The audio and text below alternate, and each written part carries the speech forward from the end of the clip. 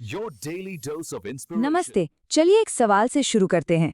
कभी सोचा है कि जब हम किसी लिंक पर क्लिक करते हैं तो पर्दे के पीछे असल में होता क्या है?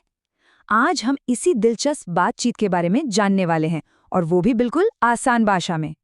सोचिए, हम सब दिन भर इंटरनेट पर लगे रहते हैं, वीडियो देखते हैं, दोस्तों से बात करते हैं, और सब कुछ इतनी तेजी और आसानी से हो जाता है मानो कोई जादू हो, है ना? लेकिन इस जादू के पीछे एक बहुत ही दिलचस्प बातचीत छिपी हुई है, जिसे हम आज समझने वाले हैं। हाँ, बिल्कुल। एक बातचीत, एक तय तरीके से होने वाला संवाद जो पर्दे के पीछे लगातार चलता रहता है। ये कोई जादुई भाषा नहीं है, बल्कि कुछ सीधे साधे नियम हैं जो ये पक्का करते हैं कि इंटरनेट पर सब कुछ एकदम सही तरीके से काम करे। तो चलिए इस कहानी के दो मेन किरदारों से मिलते हैं। अगर इन्हें समझ लिया तो समझिए इंटरनेट के काम करने का तरीका समझ लिया। पहला किरदार है क्लाइंट। अब ये क्लाइंट क्या है? अरे ये वही डिवाइस है जिस पर ये सब चल रहा है, हमारा फोन, लैपटॉप या फिर स्मार्ट टीवी। इसका काम बहुत सीधा है, बस अनुरोध करना, मतलब जानकारी मांगना। और दूसरा किरदार, वो है सर्वर।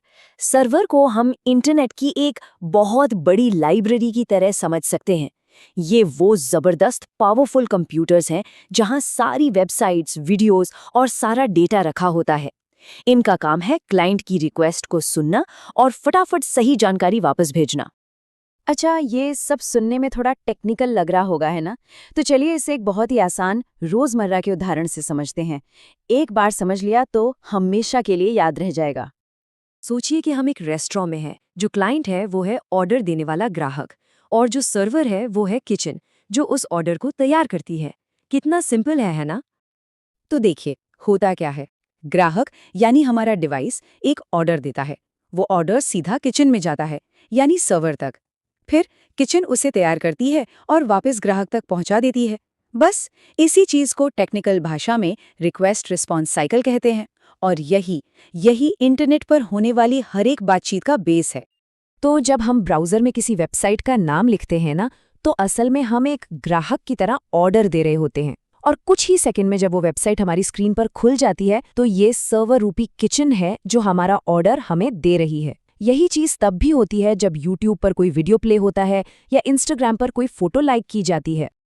ठीक है, तो अब जब हमें ये बेसिक आइडिया मिल गया है, तो चलिए देखते हैं कि ये क्लाइंट सर्वर की बातचीत हमारी रोज़ की ऑनलाइन एक्टिविटीज़ में कैसे दिखती है। जैसे जब कोई वेबसाइट खोली जाती है तो ब्राउज़र सर्वर से कहता है, मुझे होम पेज दिखाओ। जब कोई ईमेल भेजा जाता है तो हमारा ईमेल ऐप सर्वर से कहता है, ये मैसेज पहुंचा दो। और जब कोई मूवी स्ट्रीम होती है तो स्ट्रीमिंग ऐप लगातार सर्वर से कहता रहता है, मुझे वीडियो का अगला हिस्सा भेजो, फिर अगला हिस्सा भेजो। हर केस में पर्दे के पीछे एक सर्वर है जो इन रिक्वेस्ट्स को पूरा कर रहा है।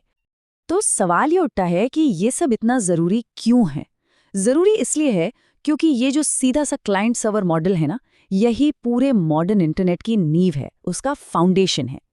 इसके बिना आज हम जिस इंटरनेट को जानते हैं वो मुमकिन ही नहीं होता। इसके फायदे भी जबरदस्त हैं। सबसे पहला, सेंट्रलाइजेशन, मतलब सारा डेटा एक सेंट्रल सर्वर पे सुरक्षित रहता है। दूसरा, एफिशिएंसी, हमारे फ़ोन या लैपटॉप जैसे डिवाइसेस को बहुत पावरफुल होने की ज़रूरत नहीं पड़ती, क्योंकि सारा हैवी लिफ्टिंग तो सर्वर कर रहा है। और तीसरा, स्केलेबिलिटी, मतलब जैसे जैसे यूजर्स बढ़ते हैं सिर्फ सर्वर को अपग्रेड करने की ज़रूरत पड़ती है ताकि परफॉर्मेंस बनी रहे।